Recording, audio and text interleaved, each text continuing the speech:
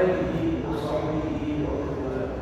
سبحانك لا علم لنا إلا ما علمتنا إنك أنت العليم الحكيم. رب اشرح لي صدري ويسر لي أمري واحلل عقدة من لساني يفقهوا قولي. الحمد لله، سنفعل مشكورا الله سبحانه وتعالى كان أفضل المنامين وأكرمهم وأساتذة الإمام والبلاد والجماعة من سيد السيسكين ومسجد النقطة. Jadi sekarang kita dalam hari ini dan dalam kondisi Al-Quran. Tajuk ini terlampau luas dan terlampau panjang ibarat kalau dibincangkan. Tapi dalam masa 15 minit ini saya minta untuk kupas. Jadi saya akan cuba sedaya mungkin untuk mengambil mutiara saja. Tapi sebelum kita mula membincangkan tadabbur misi Al-Quran, terlebih utama mari kita faham konsep tadabbur itu. Apa itu tadabbur? Jadi dari sudut bahasa, tadabbur itu yakni bermaksud istilah muncul dari sesuatu menurut pintu baris dan pintu manzur, dua makalah perkawasan bahasa Arab, dan juga bermaksud mengurus dan menurunkan kesudahan sesuatu, memikirkan dan memiliki akibat di sebalik sesuatu perkara atau kejadian, mempertimbangkan akibat baik dan buruk. Tadabbaru daripada bentuk tafa'alu, merujuk kepada perbuatan yang dilakukan penuh usaha. Itu istilah perkataan tadabbur, asal dari perkataan dalam. Jadi untuk kita faham konsep tadabbur ini, sebab tajuknya tadabbur isi Al-Quran, bukan tadabbur Al-Quran. Sebenarnya tadabbur ini dikaitkan dengan objek, dan kita selalu sebut tadabbur Al-Quran atau tadabbur Al-Quran. Tapi malam ini nampak sedikit spesifik daripada isi tadabbur. Tadabbur isi Al-Quran. Jadi kalau isi Al-Quran itu luas, tapi tak apa, kita cuba kecilkan definisi. Jadi dari sisi umum, maksud tadabbur itu satu pekerjaan yang ini merenung refleksi. Saya rasa para jemaah yang buat pun, bila kita solat, bila kita baca setiap kalimah yang kita baca dan kita teliti bacaan kita itu dianggap sebagai tadabbur. Jadi bukan perkara baru. Tadabbur bukan perkara baru. Sudah kita lakukan, cuma kita belum memperkasakan. Dalam kehidupan kita, kita belum memperkasakan tadabbur ini. Kalau kita perkasakan tadabbur ini, insya-Allah kita balik zaman kepimpinan para sahabat, para tabi'in, para mereka yang meninggikan keamanan Islam, keamanan Islam. Apa maksud tadabbur itu yang kita nak fahamkan dari segi umum, dari segi tadi merenung. Kalau anak-anak muda kita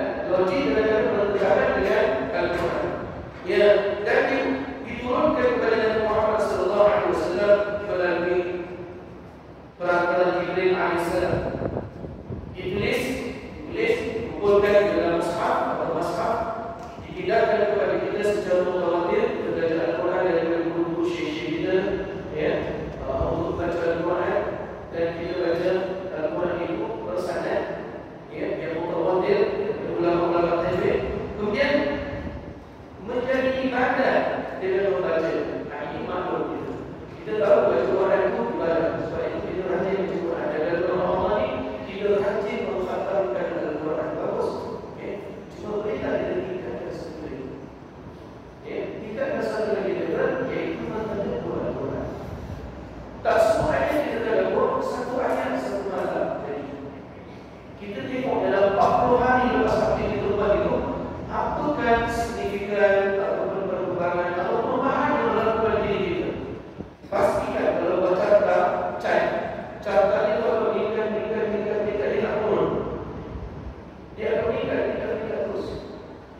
Setiap kali kita baca Al-Quran, kita akan dapati ada perkembangan baru terhadap diri kita. Jadi konsep Al-Quran itu dimulai dengan surah Al-Fatihah dan diakhiri dengan surah An-Nisa. Ini mengikut keterangan semula.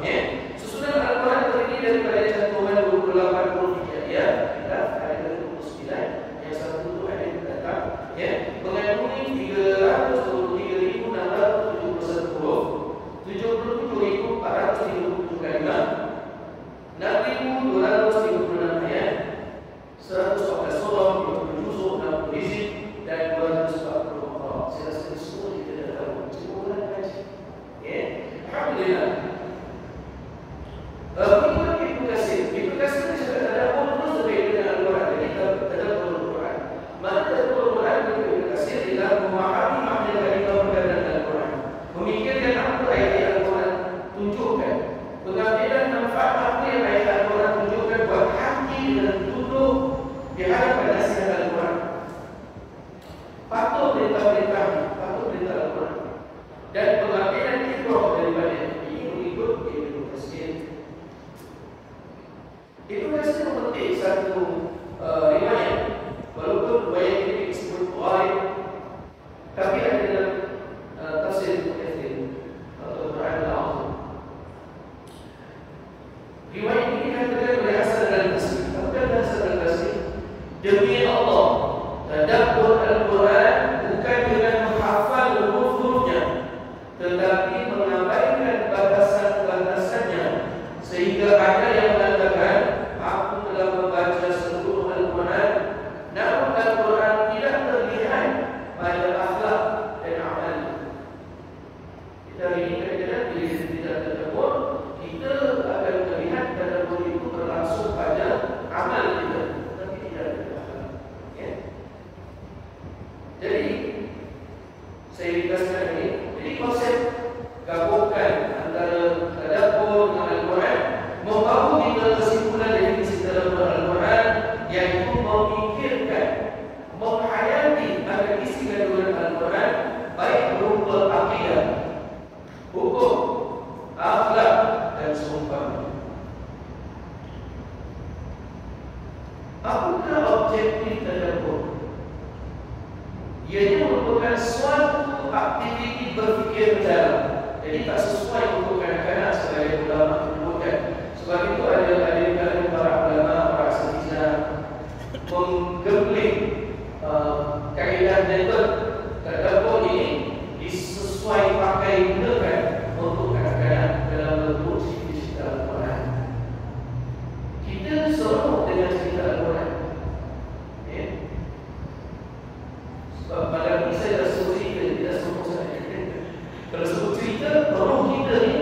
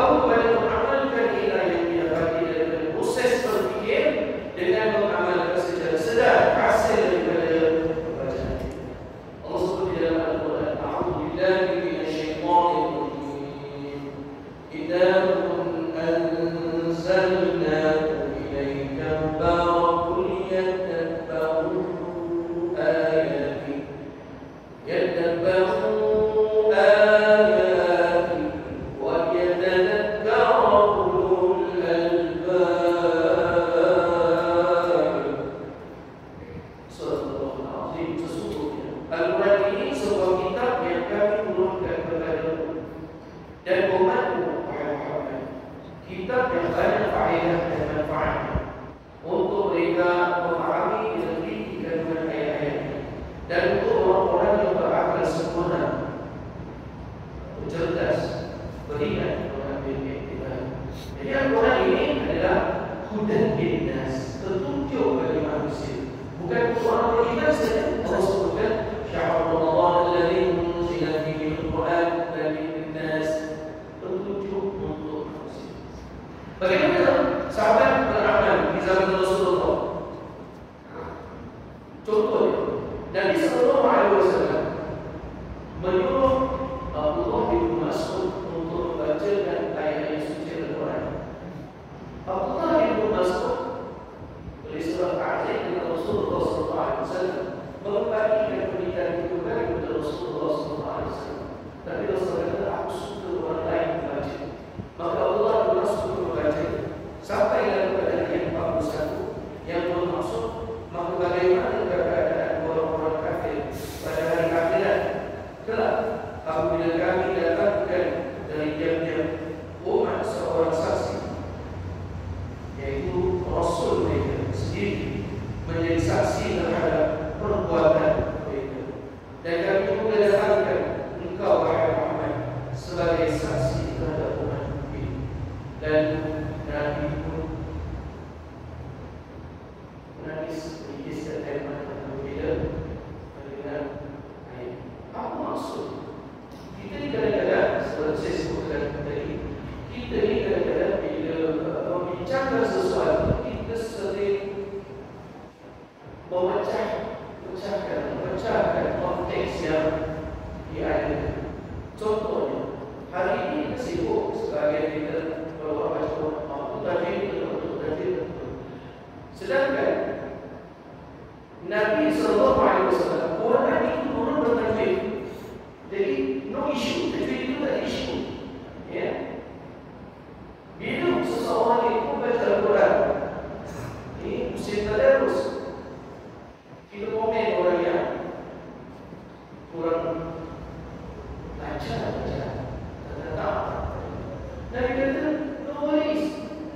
Nabi kata, kalau orang itu bacanya lancar, dia macam kiramil barah, macam malaikat yang dekat dengan Allah. Tapi kalau dia baca tersekat-sekat, kata-kata ajaran kepada Al-Quran. Apa yang kita tak faham dalam ayat Quran yang dibuka? Wa idza quri'a al-Quran fastami'u lahu wa ansitu la'allakum turhamun. Tengok di hujung ayat tu, moga-moga kamu dapat rahmat. Kawan kita yang baca tadi tersangkut-sangkut, kita yang dah baca, kita selesaikan. Dia tahu kan? Tidak. Yang kasihkan kita baca-baca, Allah Subhanahu wa ta'ala, Allah nak lihat kita di Musa pun masih kita muda, atau masih kita dah umur sejauh, kita berusaha, ini pun yang berurus Islam. Kau boleh baca Quran dengan lancar, kenapa? Usahanya Allah nak tengok. Dan Allah berikan orang yang baca tergagak-gagak, tak. Ajaran, kegagalan kalau dia 10, 1 plus 10, 20. Dalam hadis lain disebutkan dengan asbab usul itu Allah katakan sampai 70. Ada lagi hadis sebut Allah katakan sampai 100. Ada lagi disebutkan infinite. Masih jannah. Dan kita yang kenal orang yang tadi itu baca apa itu dan ayat ini termasuk tadabbur. Kita diam. Bila disuruh dengar baca Quran, suruh kita dengar itu konsepnya ialah untuk kita mentadabbur, memperhatikan maksud ayat itu. Kalau kawan kita baca tersedak-sedak, tanamkan dalam hati dan mengajar kepada Allah, ya Allah, bantu saudaraku ini supaya dapat baca dalam cantik Islam ni. Tapi pasal Islam ni tidak dilatih, tidak dibimbing secara syumul, secara keseluruhan, kita nampak huruf-hurufnya, kita dapat cacat Islam. Islam cantik, teman-teman. Ya. Bagaimana kita melihat Islam itu?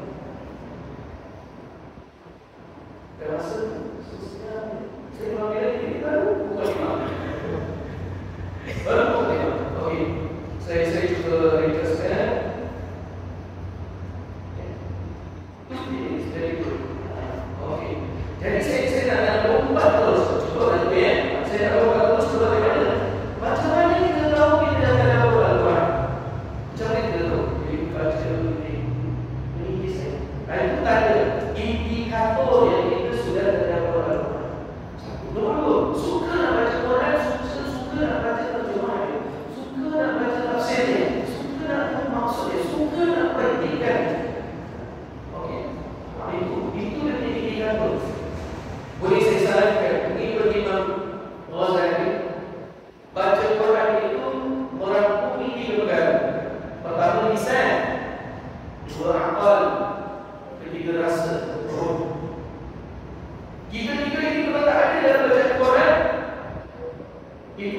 Quran kata Imam Ghazali. Nampak tak? Kita fokus ke satu dua. Rasa tak pakai. Mudah-mudahan malam ini selepas dengar perbicaraan kita ini, kita cuba sesungguhnya bagaimana sahabat Nabi sallallahu alaihi wasallam mendengar bacaan. Tadi saya sebutkan ini. Sayyidina Umar begitu juga orang baca mendengar. Ini adalah satu tradisi yang kita lakukan dalam mula majlis dan mula komik baca Quran. Orang dengar. Yang tidak boleh komik kalau tak betul. Lagu tak sedap, suara seram. Itu yang komik. Sebenarnya dia suruh dengar ansih tu. Diam dulu. Bukan dia membunuh. Diam itu memperhatikan ayat yang dibacakan itu tadi. Ada apakah maksud ayat itu? Allah izinkan aku dengar. Allah izinkan aku dengar pada malam ini. Ayat yang dibaca itu tujuannya untuk apa? Adakah itu untuk aku? Atau bukan? Quran ini untuk siapa? Budak dinas. Adakah aku termasuk nas manusia atau bukan? Inilah persoalan-persoalannya. Dan tak sempat saya terangkan ini mengambil masa kuliah di panjang lebar untuk diterangkan. Jadi ringkasnya, bila kita baca Al-Quran ada 4 T. Apa itu 4 T? Bacaan tartil. Tartil itu bukan tajwid saja. Kalau baca tajwid itu baca apa tajwid. Tartil itu kata Allah Ibn Mas'ud, jawabul Quran wa zayyinu bi ahsanil aswat wa 'alimuhu fa innahu 'arabi wallahu yuhibbu 'al-qawarin. Baca Quran itu jawabul Quran, elokkan bacaan Quran, zayyinu bi ahsanil aswat, elokkan suara. Harapkan dia. Nabi no comment. Nabi suaranya sangat perlu. Jadi Nabi kalau baca Quran tajwid dia sangat perlu. Imam-imam qiraat dia jadi ikutan sebab suara mereka sangat perlu. Orang terikut nak baca qiraat mereka. Ya. Jadi tartil satu T. Nombor 2 tadabbur. Nombor 3 tafakkur. Nombor 4 ta'ammul. Latihkan kuat. Dan yang penghabisan yang Imam Ghazali sebut, yang kita semua lupa. Bila kita dah baca Quran, sudah tadabbur, dah memahami makna, bila kita nak beramal, jadi satu akhlak. Dah bagus tu akhlak tadi. Habis.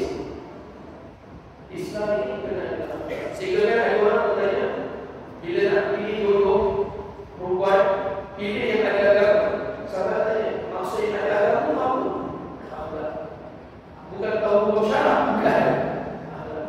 Sebab akhlak itu adalah kombinasi semua itu dibalik kepada akhlak. Wallahu a'lam bishawab. Mudah-mudahan apa yang saya sampaikan ini adalah manfaat untuk diri saya, terutama sekali. Dan kepada tuan-tuan, semoga kita dapat amalkan.